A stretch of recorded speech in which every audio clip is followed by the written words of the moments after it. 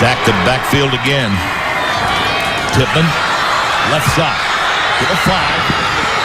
Get to the pylon, we'll see. Touchdown, ball game.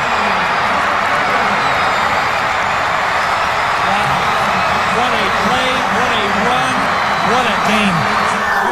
Hey, in 2015, Snyder beat New Pal 64-61. The next year, Concordia hung 56 on Lawrenceburg. Never thought we'd see a more entertaining state championship game than those two, but just ask my wife. I've been wrong before.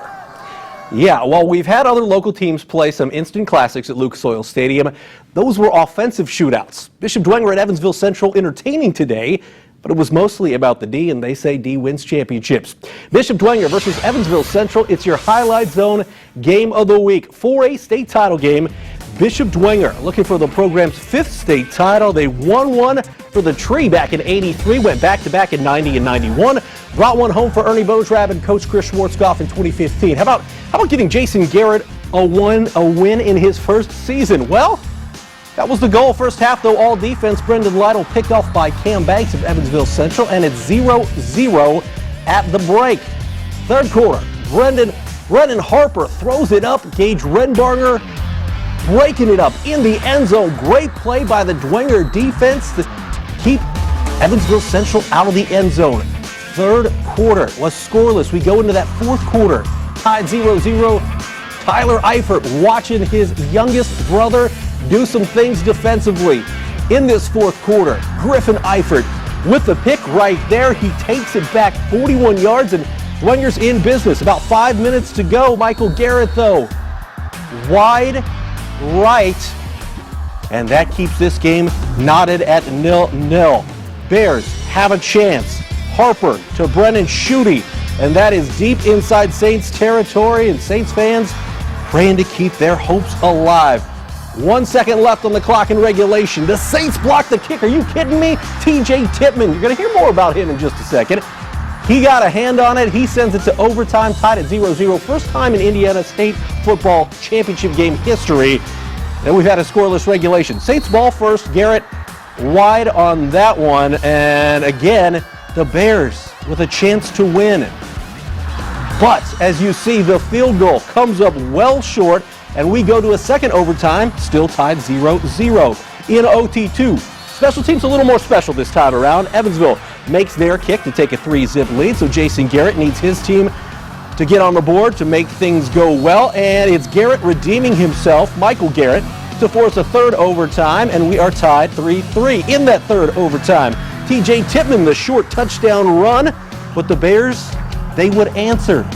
It's going to be Malcolm DePriest in the end zone, and this ball game is tied 10-10 after the PAT. We head to quarter 8 is what it says on the old scoreboard, or, fourth overtime. Evansville gets the ball first. Charlie Howe, the senior linebacker, comes up with a huge interception. His Uncle Gus back from Kuwait in the stands. He was cheering. Dwenger, they can win it with the score, and they do. TJ Tippmann, from 9 yards out, and that is a walk-off touchdown as Bishop Dwenger takes it in the fourth overtime, 16-10 over Evansville Central, in an absolutely epic game at Lucas Oil Stadium. Sports reporter Andy McDonough was there for the entire game and has more from Lucas Oil. Thanks, Glenn. It was the state title game that would never end. It was the longest Indiana football state championship in history as Bishop Dwenger beats Evansville Central 16-10 in 4 overtimes. They were exhausted and excited after the game, and head coach Bishop Dwenger, Jason Garrett, he was also the first one to the dog pile on TJ Tippmann.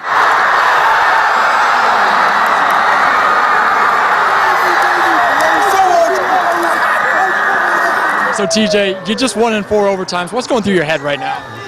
I don't know. It's surreal. My brothers fought so hard that I love them to death. I couldn't ask for anything more. When it was 0-0 at halftime, 0-0 after 4 quarters, how did you guys stay together? That's what we've done this whole year. We fed off of each other. That's the only thing we could do. We're brothers out there, and that's what allowed us to get the win. The game-deciding pick, you had to give the offense a chance. What were you seeing on that play? I saw the quarterback was going the opposite way. I saw my guy. I just stuck behind him. Quarterback never saw me and threw it right there, and that's when I stepped up and just took it. You were pumped when that happened. What was going through your mind knowing you had a chance to win it at that point? after that call, I was like, that's game. We're winning. We're scoring right here. We're winning. I mean, I had all confidence in him. I knew that if we could get our blocks, that he could make a great play out of it.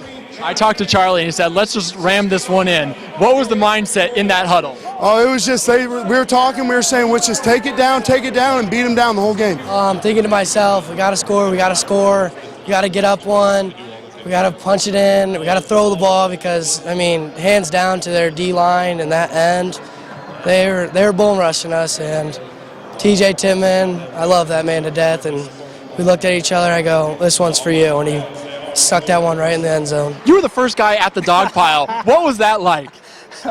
I'm glad I started over there after they raised their hands because I didn't want to get a penalty. And I told all our coaches, you guys are all slow, man. You guys can't beat me to the corner. And when I got there, he couldn't breathe, so I was trying to hold him up. But, you know, that's just, I love him. I love our seniors. And it was like a father moment. It was a father moment. I mean, it's like one of your sons having the greatest moment of his life, totally exhausted, finishing it. Bishop Dwenger wins their 5th state title in school history, and if I wasn't here, I wouldn't have believed it either. From Lucas Oil Stadium, I'm Andy McDonald, Wayne 15.